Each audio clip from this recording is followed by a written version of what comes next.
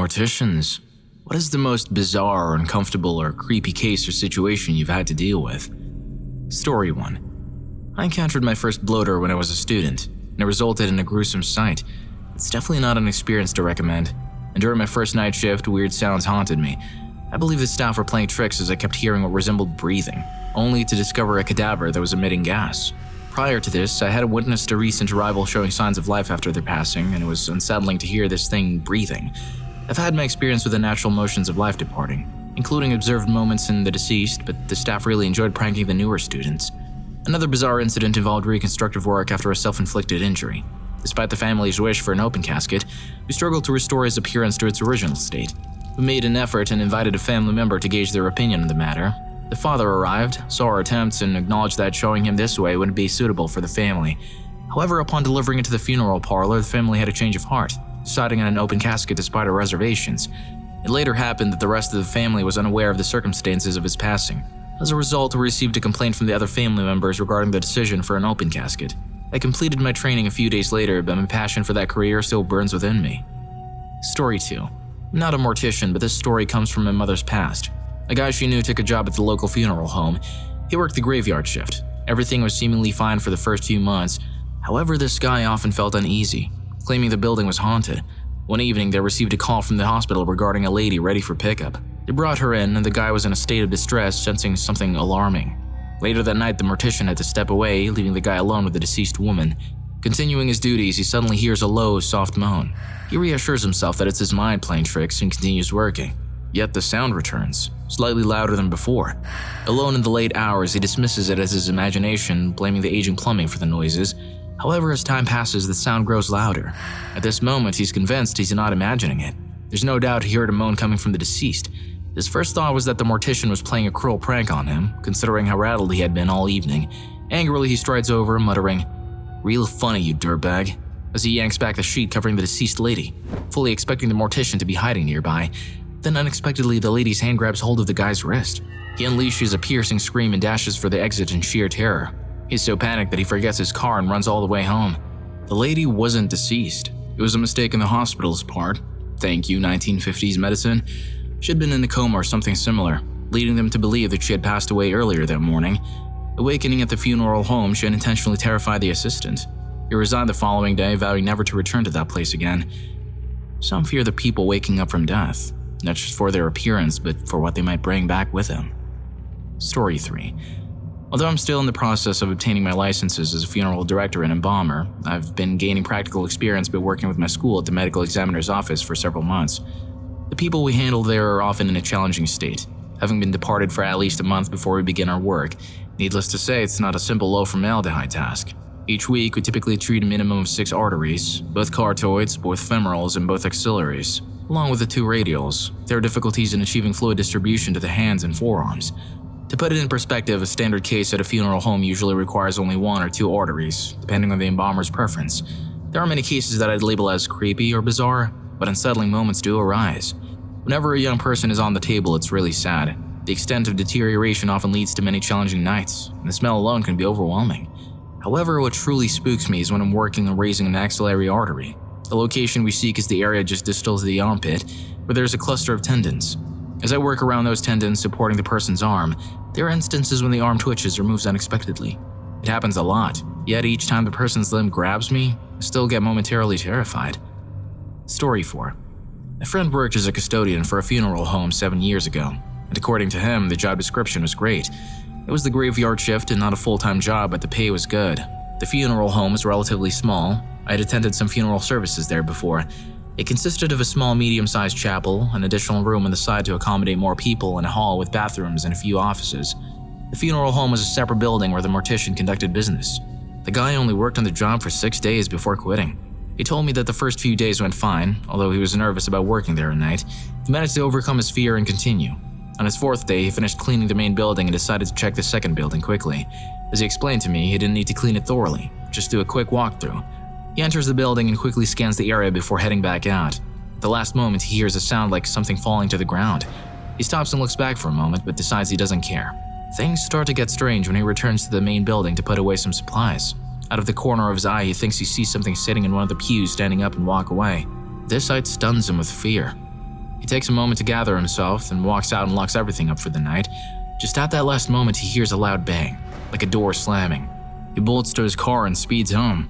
The following days didn't have anything drastic like that, but that single event was enough for him to know the job just wasn't for him. Story 5. This is the strangest call I ever responded to. It happened on my birthday last year and I was on call.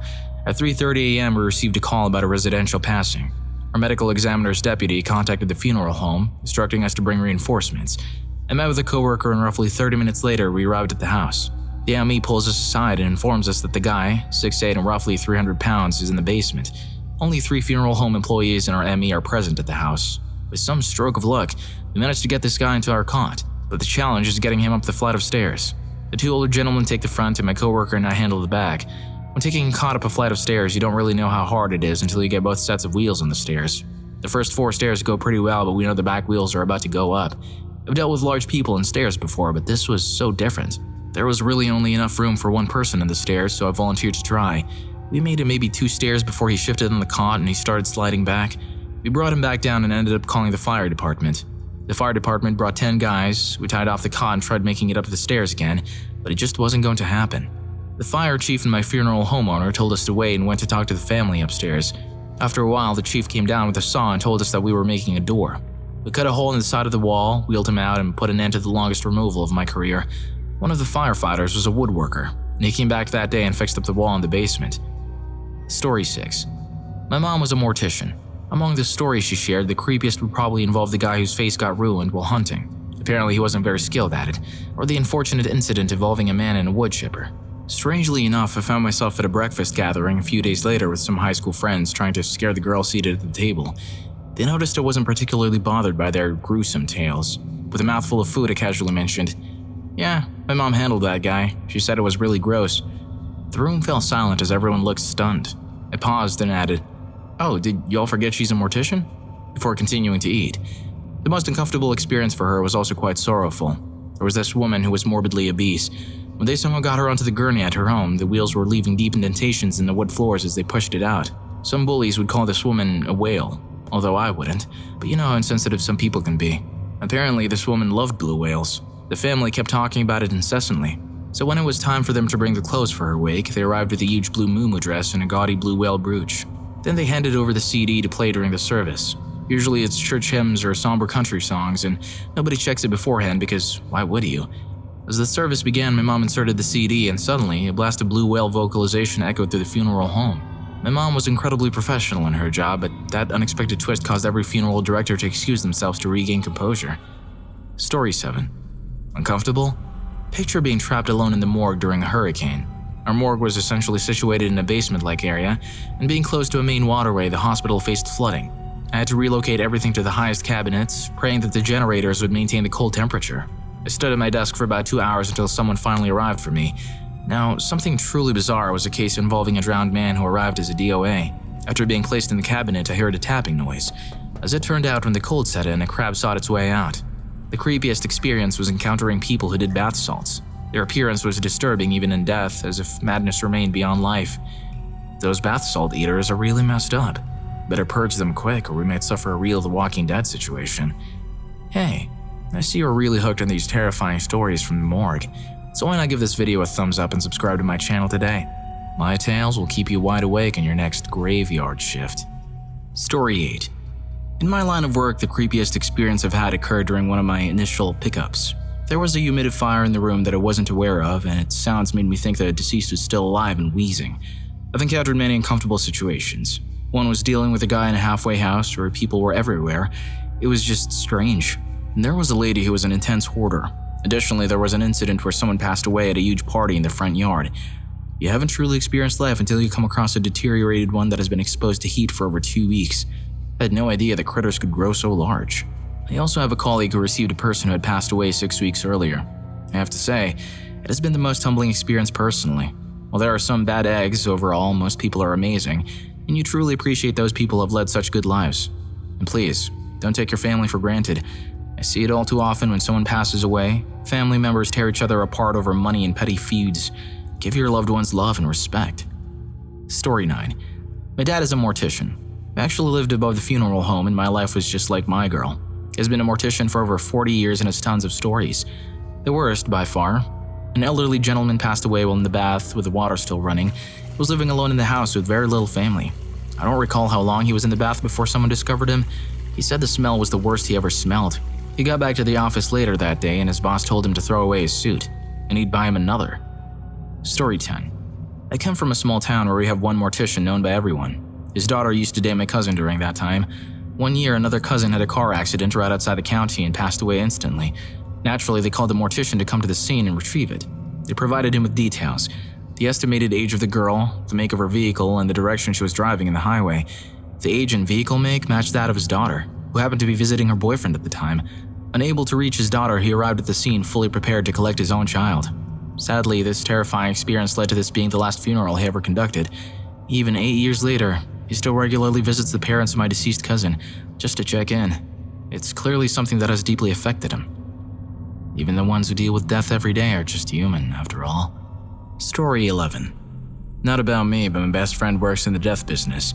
She shares all sorts of intriguing stories about her job and the recovery she's done, but my favorite involves a gurney and some stairs. Picture this. A family called in, reporting their mother's passing in her apartment, a third-story location with narrow halls and no elevators. Anyhow, she collects it with an assistant to transport it back to the funeral home. They arrive and manage to lift this woman, who's close to 300 pounds, onto the gurney. They start their walk down to the van. Now keep in mind, the entire family was present and almost in hysterics, crowding around as they made their way towards the stairs. With the family watching, they manage to cover about halfway down the first flight of stairs when it starts to slide. There's no way to reposition, so my friend, who is at the foot of the gurney, finds herself at about the level of the deceased bum. Trying to handle the situation as best as possible, they continue their way down, careful not to shift it further. The thing about deceased bodies is that gas begins to escape rather quickly, and I'm sure you can guess where my story is headed. As they continued, it started emitting gas, inadvertently releasing it with every step. Despite this challenging situation, my friend had to maintain a composed demeanor while being exposed to this, all with the lady's family observing the scene. Story 12. I wasn't a mortician, but a gravedigger. It was my first full-time job, and I was just starting to learn the ropes. The boss instructed me to mark out a grave where a wife would be joining her husband, many decades after his burial. My coworker taught me how to specify an adjoining gravesite, splitting the tombstone in half, shifting it over 6 inches, and then outlining the new grave with string according to the required dimensions. So I did just that. Then the backhoe arrived. As the backhoe operator dug the grave, an issue arose. We noticed the bones in the dirt. My coworker stopped the backhoe operator and began yelling at me. I explained that I had marked the site exactly as instructed, 6 inches to the left of the center of the marker, then 3 feet wide and 8 feet long, following the given dimensions. I followed the instructions precisely. However, it appeared the husband wasn't positioned correctly and wasn't buried in a vault.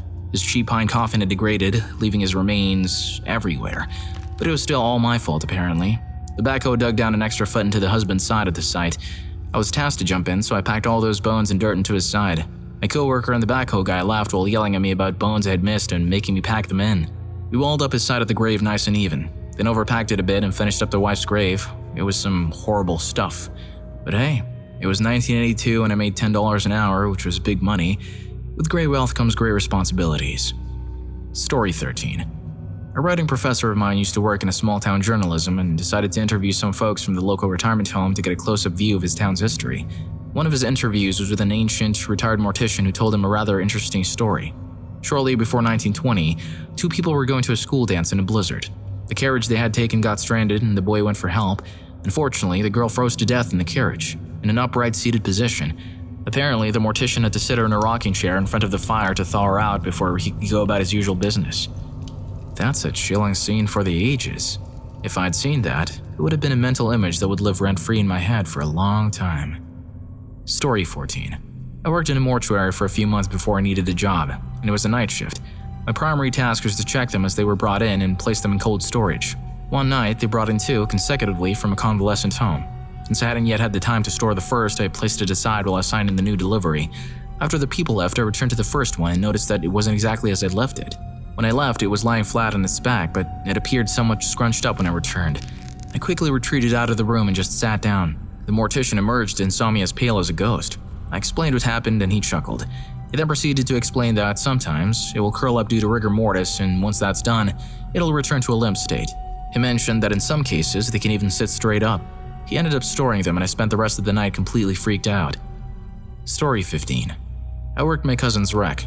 I was the first on the scene and didn't even recognize him. It took all I had to make the knock and tell my aunt and uncle, but I felt like I was the one who had to do it. It wasn't my worst day. I had to perform the knock several times over my career.